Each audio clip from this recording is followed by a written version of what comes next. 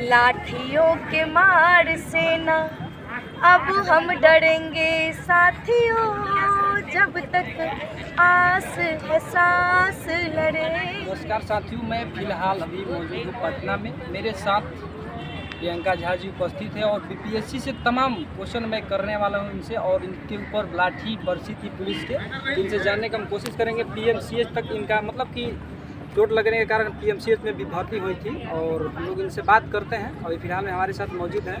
चलिए, सबसे पहले आपका स्वागत है। बहुत बहुत धन्यवाद। आपके चैनल के जितने भी दर्शकगण हैं सभी को मेरा प्रणाम। ये पहला क्वेश्चन आपसे ये है कि क्या बीपीएससी में अभी तो मैटर जो है कोर्ट में गया, कोर्ट से क्या फैसला मिला? देखिए, हम लोगों को न्यायालय पे उम्मीद है और संविधान को मानने वाले में से हैं, तो बिल्कुल हम लोगों के पक्ष में ही आएगा न्याय, और हम लोगों को न्याय मिलेगा। और ये जीत सिर्फ एक विद्यार्थी का ही नहीं, पूरे देश के तमाम उस युवाओं की जीत होगी जो बीपीएससी इस विपरीत परिस्थिति में जितने भी सारे लोग युवा साथी बीपीएससी आंदोलन में साथ दे रहे हैं, इन सभी लोगों की जीत होगी और न्यायालय पे पूरा भरोसा, न्याय आएगी हम लोगों के पक्ष में। ये तो हम प्रॉपर देख रहे हैं कि पूरा देश में तमाम जगहों पे ये जो मुद्दा है, हर जगह पे प्रोटेस्ट भी हुआ था, लेकिन ये मामला जो कोर्ट में गया, कोर्ट से कुछ आया है कि नहीं? अभी फ़िलहाल कुछ नहीं आया है। 31 तारीख तक देखिए कुछ आने वाला है।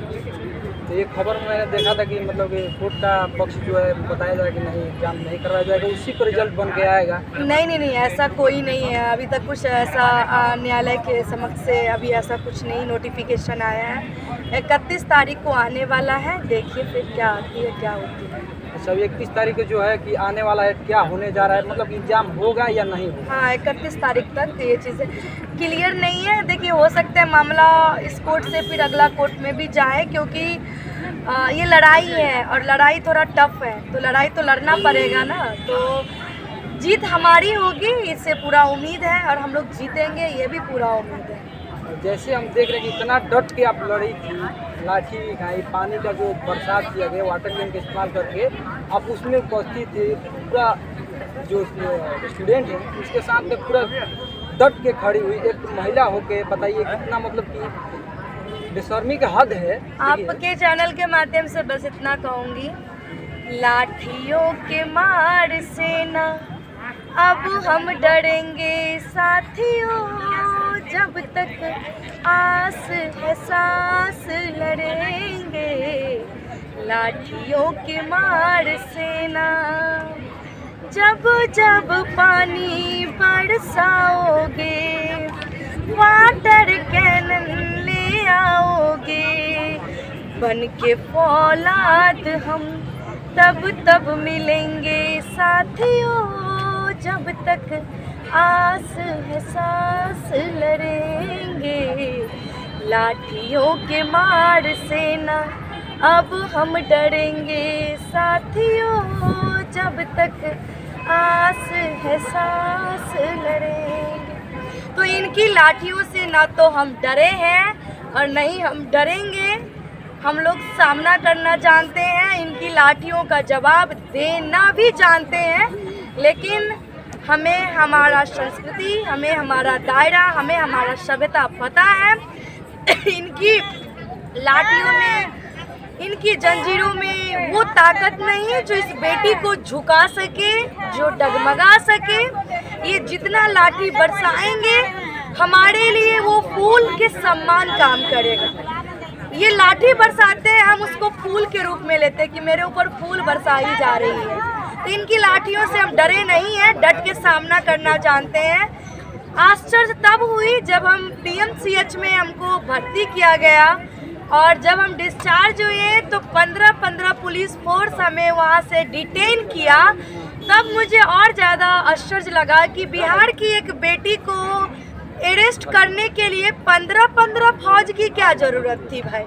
2 प्रशासन को भेज देते, ये बेटी ऑलरेडी उठ जाती। लेकिन फिर सोचे कि नहीं, बिहार सरकार को इस बेटी की काफ़ी चिंता थी, तो इस बेटी के लिए सुरक्षा भेजे थे 15 पुलिस फोर्स को। ये बेटी ना तो डरी है, ना तो डरेगी, ना तो झुकी है और ना तो झुकेगी। ये बिहार सरकार जो कुंभकर्ण की नींद में सोए हैं, इनको जगाएगी यही बेटी।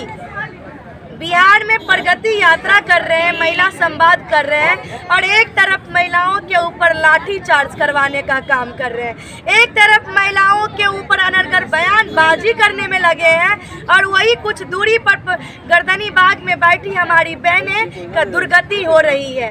ये बिहार सरकार, कुंभकर्ण की सरकार जो सोने में लगे हैं, इनको अब यही नारी शक्ति जो है सो इनको जगाने का काम करेंगे, और 2025 में जो सिंहासन पे बैठे हैं उस सिंहासन से नीचे उतारने का भी काम करें। तो जैसे कि हम देख रहे थे कि जिस दिन आप लोगों के ऊपर लाठी बरसा हुई, नीतीश कुमार था, दिल्ली घूम रहे थे, क्या नीतीश कुमार को ये पता नहीं था कि बीपीएससी के जो छात्र हैं मतलब कि रोड पे उतरे हैं, इसको लेकर इसको जांच करवाना चाहिए? देखिए, सबसे पहली बात कि इस लोकतांत्रिक देश में सवाल करना क्या गुनाह है? अगर गुनाह तो नहीं, तो संविधान देता है। तो मैं वही चीज कहती हूँ ना कि हम लोगों ने तो सवाल किया उनसे, उनके पास जाके एक अनुशासन के तरह हम लोग अपनी बातों को रखने के लिए जा रहे थे। कोई क्राइम नहीं किए थे, कोई एलिगेशन हम लोगों के ऊपर नहीं लगा था, हम लोग कोई क्रिमिनल नहीं थे जो इतनी सारी फौज को उतारा गया था।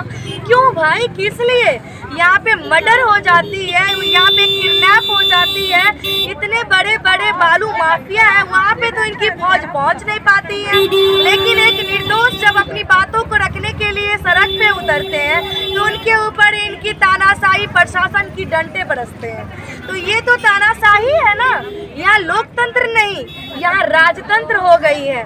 मैं बस इतना ही कहूँगी, वीर तुम बढ़े चलो, धीर तुम बढ़े चलो, सामने पहाड़ हो, सिंह सी दहाड़ हो, तुम निडर हटो नहीं, तुम निडर डटो वहीं, वीर तुम बढ़े चलो, धीर तुम बढ़े चलो।